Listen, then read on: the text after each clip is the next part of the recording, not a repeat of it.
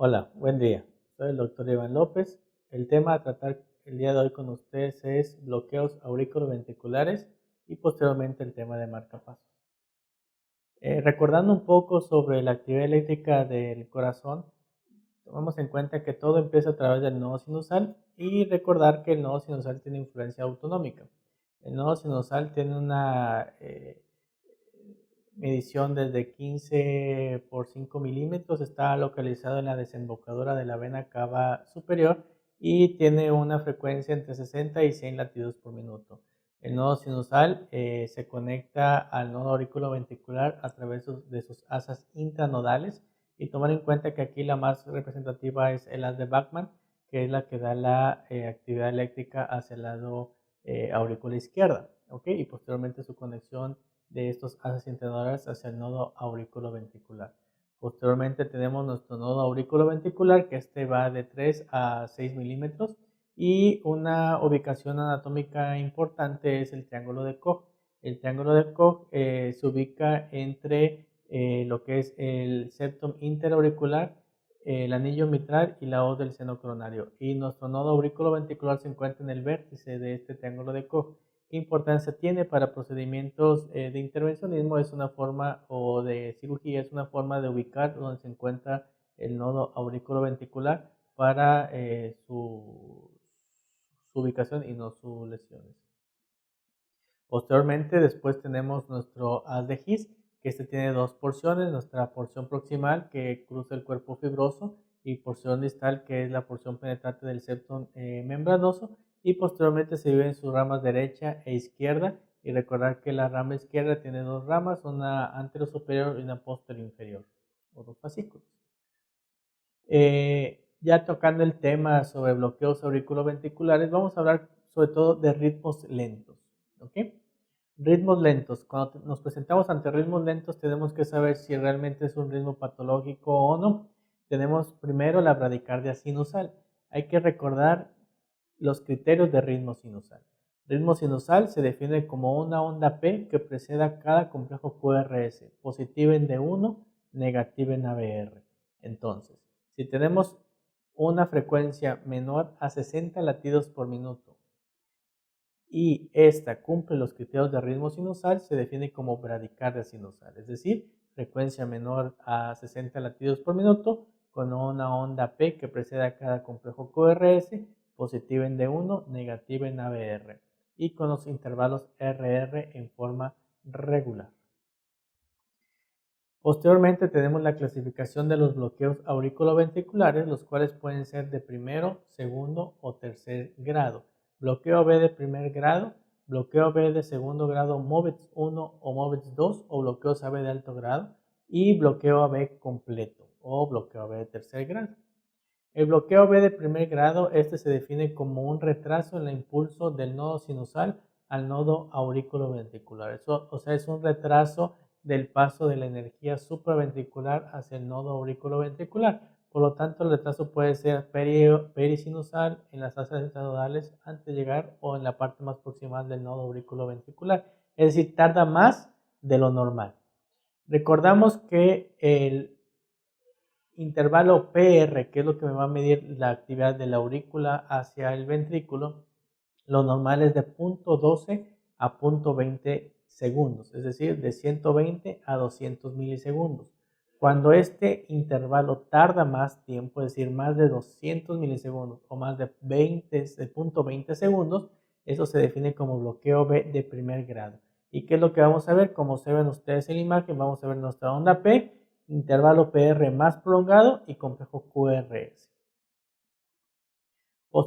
Aquí, por ejemplo, tenemos este electrocardiograma en el cual ustedes van a observar cómo tenemos, vamos a la última derivación, a la derivación donde dice V1.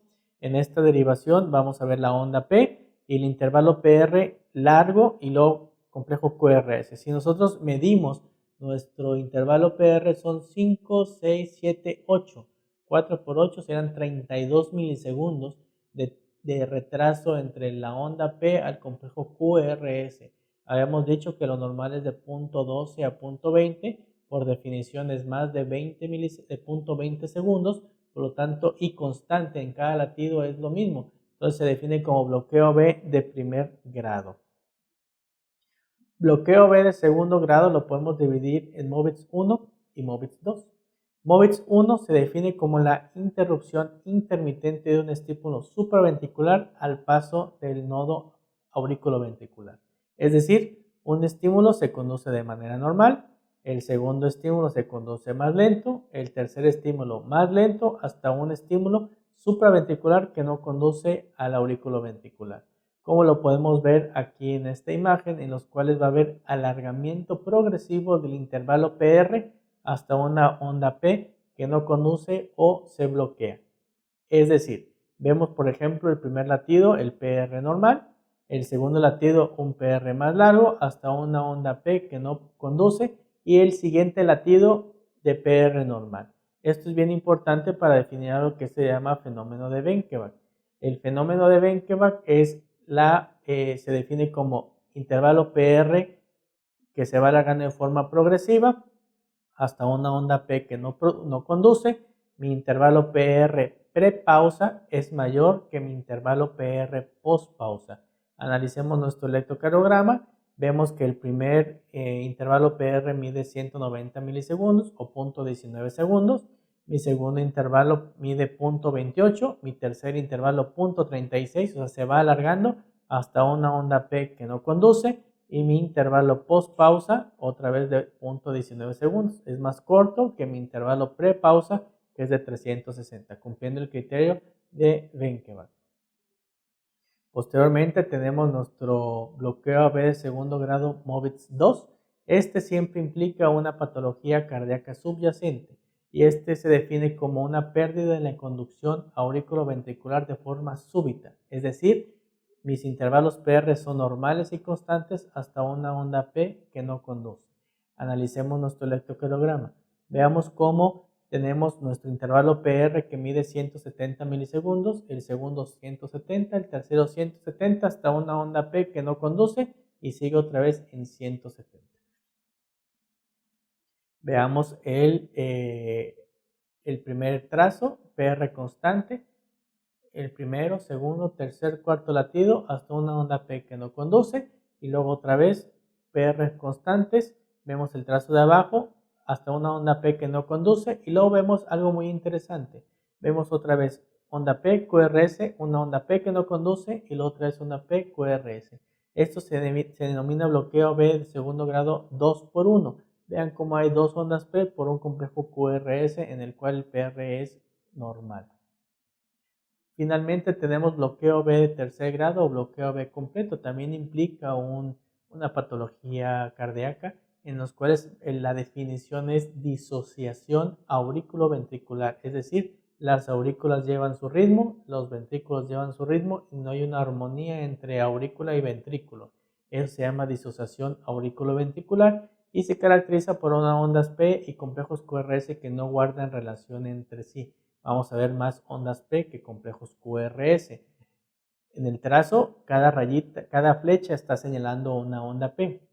Observen cómo ustedes pueden considerar que el primer latido en el primer recuadro pudiese ver como que lleva una armonía auriculoventricular. Pero vemos después en el siguiente latido que el PR es más largo y luego más largo y luego vemos dos P's antes del complejo QRS.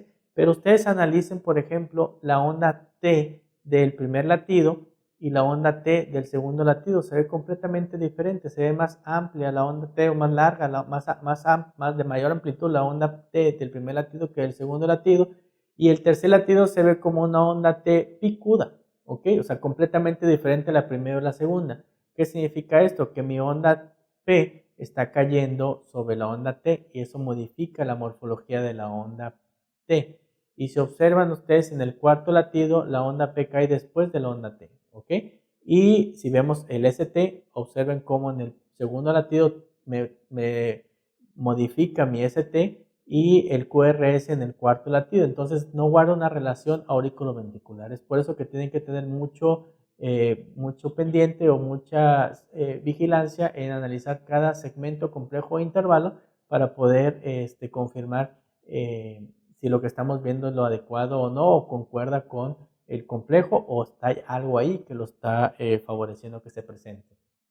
Observen este latido, este trazo electrocardiográfico en el cual vemos V5 como primer latido se ve una onda P y luego un periodo largo, complejo QRS, y observen cómo el detrásito del primer complejo QRS se ve otra onda P, ¿ok? Que no se ve en el segundo latido, ¿ok? Después de la onda T del primer latido se ve otra onda P y así sucesivamente. Lleva una disociación auriculoventricular. Es más fácil observar esto que les menciono en la derivación D2. Observen D2, el primero es una onda P, complejo QRS, y luego detrásito del complejo QRS otra onda P, y luego otra onda P, y así sucesivamente. ¿Ok?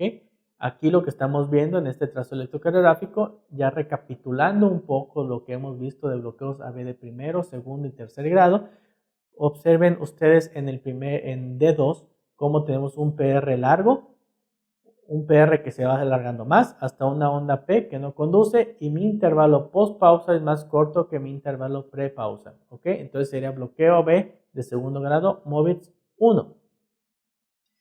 Este trazo electrocardiográfico tenemos la disociación auriculoventricular. Observen cómo en el tercer latido se ve una onda P detrás del complejo QRS y en el cuarto latido una onda P que se monta sobre la onda T, dando una especie de una onda T bífida o bimodal, ¿ok? Completamente diferente a la onda T, por ejemplo, del primer latido. Este es un paciente de nuestra consulta. Observen cómo cumple los criterios de ritmo sinusal, una onda P positiva en D1, negativa en ABR, constante en todos los latidos, una onda P que precede a cada complejo QRS, pero aquí lo que llama la atención, como observan en las mediciones, el intervalo PR mide de 222 milisegundos, es decir, 0.22 segundos, dando el diagnóstico de bloqueo B de primer grado, más bradicardia sinusal, porque tenemos una frecuencia de 53 latidos por minuto. En este trazo electrocardiográfico, en la parte superior, vemos un intervalo PR prolongado constante, bloqueo B de primer grado. Y en el segundo trazo, observen cómo el primer latido tiene un PR normal, el segundo latido del PR se va alargando hasta una onda P que no conduce y posteriormente un latido normal. Es decir, alargamiento progresivo del intervalo PR hasta una onda P que no conduce. Mi intervalo prepausa es más largo que mi intervalo postpausa, por lo tanto, cumple el criterio de bloqueo B de segundo grado, MOVITS 1. Ya hablamos un poco sobre bloqueos auriculoventriculares. Recuerden, ritmos lentos, piensen, bradicardia sinusal. Cumple los criterios de ritmo sinusal, una onda P que precede a cada complejo QRS, positiva en D1, negativa en ABR, con frecuencia menor a 60, bradicardia sinusal. No cumple este criterio, vamos a analizar los intervalos. Intervalo PR constante mayor a 200 milisegundos, bloqueo B de primer grado. Nuestro intervalo PR se va alargando hasta una onda P que no conduce, bloqueo B de segundo grado, MOVITS 1. Nuestros intervalos PR son constantes hasta una onda P que no conduce, bloqueo B de segundo grado, MOVITS 2. Una disociación auriculoventricular más ondas P que complejos QRS y no guardan relación entre una y otra, bloqueo B de tercer grado. Y una vez que tenemos nuestros trastornos en el ritmo, los marcapasos nos pueden ayudar para ello. El marcapaso es un aparato eléctrico que genera impulso artificial de forma rítmica, asemejando el propio ritmo del corazón. Pero el marcapaso es un coadyuvante, ¿ok? Es decir, monitoriza la actividad eléctrica del corazón. Si ésta tiene su propio ritmo, permite la actividad eléctrica propia, intrínseca. No tiene su propio ritmo, apoya. Las indicaciones para marcapaso de colocación permanente son muy precisas. 1. Que tenga enfermedad del nodo sinusal. Enfermedad del nodo sinusal se define como bradicardia sinusal sintomática, es decir, frecuencias menores a 60, pero que genere cansancio, fatiga, lipotimia o síncope. Si no tiene nada de eso, no ocupa marcapaso. Por ejemplo, a atletas de alto rendimiento que manejan frecuencias cardíacas bajas, menor a 60 latidos por minuto, o sea, manejan bradicardia sinusal, no tienen estos síntomas, le hacen una prueba de esfuerzo, la frecuencia cardíaca aumenta, no requiere marcapaso. A diferencia de una persona adulto mayor en los cuales tiene frecuencias de 40, cansado, con lipotimias, que no puede hacer sus actividades, le hace una prueba de esfuerzo y no aumenta la frecuencia cardíaca lo estimado para la edad, ya se puede considerar como bradicardia sinusal sintomática. Tienen que tomar en cuenta que hay enfermedades que también pueden provocar bradicardia sinusal, por ejemplo, enfermedades tiroideas como el hipotiroidismo. Entonces tienen ustedes que descartar enfermedades tiroideas, porque no es lo mismo darle una pastilla que te resuelva la tiroides a colocar un marcapaso. Entonces, si tienes una bradicardia sinusal y tienes enfermedad tiroidea, das tratamiento, mejora, no ocupa marcapaso. Tienen que analizar muy bien a cada paciente para ver quién realmente ocupa marcapaso y quién realmente no. ¿Ok? Es una bradicardia sinusal sintomática, cumple el criterio. Incompetencia cronotópica sintomática, que no aumente la frecuencia cardíaca ante el esfuerzo. Pausas sinusales mayores a 3 segundos. Y enfermedad del seno carotídeo. Todo esto en ausencia de fármacos. Bloqueos auriculoventriculares, sobre todo bloqueo auriculoventricular de tercer grado completo, bloqueo auriculoventricular MOVETS 2 o bloqueos AB de alto grado como bloqueos AB 2x1 o una fibrilación auricular en los cuales me haga una pausa mayor a 5 segundos en vigilia. Esas son las indicaciones clase 1 para colocación de marcapaso permanente. No toqué las de indicación clase 2 o clase 2A. Esas las pueden ustedes revisar en su literatura recomendada. Pero las indicaciones clase 1 son estas que acabamos de mencionar, en los cuales tiene toda la indicación para colocación de un marcapaso definitivo. La colocación del marcapaso, esta se hace una incisión por la piel, se coloca hasta llegar al músculo pectoral. Posteriormente se hace punción sobre la vena subclavia, ya sea derecha o izquierda. ¿De qué depende de colocar el marcapaso derecho o izquierdo?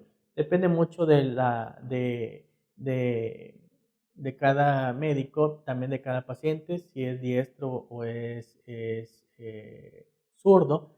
La anatomía sí tiene mucho que ver. La anatomía del lado izquierdo me da un ángulo agudo y la anatomía del lado izquierdo me da un ángulo de 90 grados. Entonces, la colocación del marcapaso se dificulta un poquito anatómicamente derecho que del lado izquierdo, pero no implica que no se pueda realizar del lado derecho.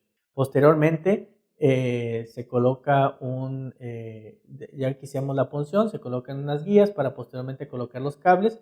Depende si es de un solo cable o de dos cables. Esos cables se fijan y se conectan a su generador para posteriormente fijar el generador, cerrar tejido seroso subcutáneo, piel, para que el marcapaso quede arriba del músculo, debajo de la piel. ¿Ok?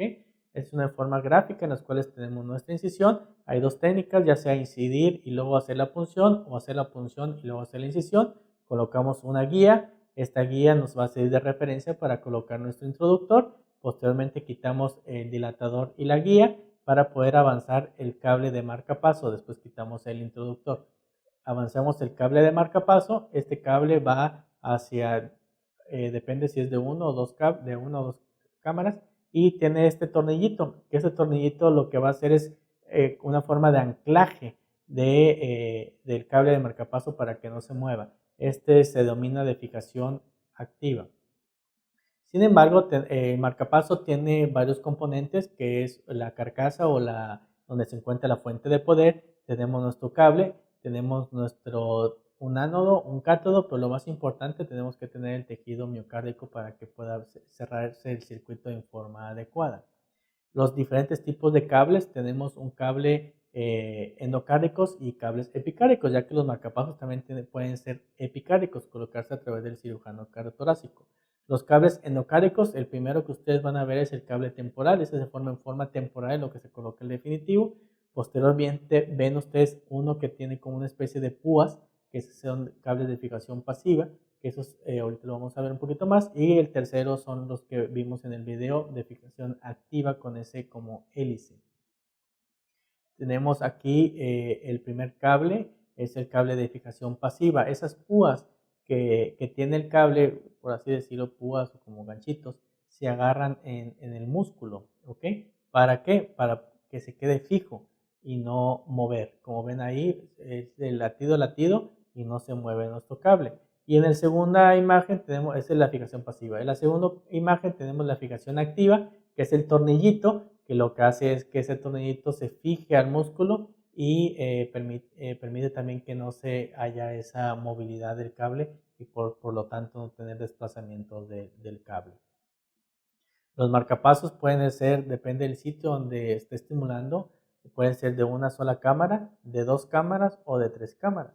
El marcapaso de una sola cámara es un sistema que puede estimular aurículo o ventrículo. Lo más frecuente es que estimule ventrículo. Este sistema no permite una sincronía aurículo-ventricular y por lo tanto se puede utilizar en pacientes con fibrilación auricular crónica. Los cables de 2 cámaras, estos van uno en aurícula derecha, otro en ventrículo derecho, y estos permiten una sincronía aurículo-ventricular, es decir, permiten una ejemplificación o una actividad más acorde a lo fisiológico, una sincronía aurículo-ventricular, y se puede utilizar en pacientes con enfermedad del nodo sinusal o sin bloqueos AB o pacientes con bloqueos auriculoventriculares. Y tenemos cables de 3 cámaras, esos son los cables resincronizadores, en los cuales va un cable en la aurícula derecha, un cable en el ventrículo derecho y un cable a través del seno coronario que se coloca en el ventrículo izquierdo. Y esto me permite una sincronía interventricular en aquellos pacientes que tienen sus criterios, FEBI menor al 35%, bloqueo de rama izquierda y asincronía interventricular, y lo que me permite es mejorar esta asincronía para mejoración de los síntomas. Los modos de marcapaso, los marcapasos tienen la forma muy universal de definirlo, es decir, en cada lado del mundo tenemos este código NBG. Este código me describe el modo de estimulación, es decir, la primera letra me va a hablar de la cámara estimulada, la segunda letra me va a hablar de la cámara sensada, es decir, lo que registra el marcapaso. La tercera letra me va a hablar la respuesta del marcapaso, la cuarta letra la modulación de frecuencia y la quinta letra la estimulación multisitio. Es decir, si tengo una primera letra O, es decir que no va a hacer nada. La A es de aurícula, V es de ventrículo y D es dual. ¿Ok? Es decir, si yo tengo un marcapaso de estimulación VVI, es decir, el marcapaso me va a estimular el ventrículo, por lo tanto debo de tener un cable en el ventrículo, me va a sensar el ventrículo y se va a inhibir ante una respuesta. ¿Ok? Veamos la imagen.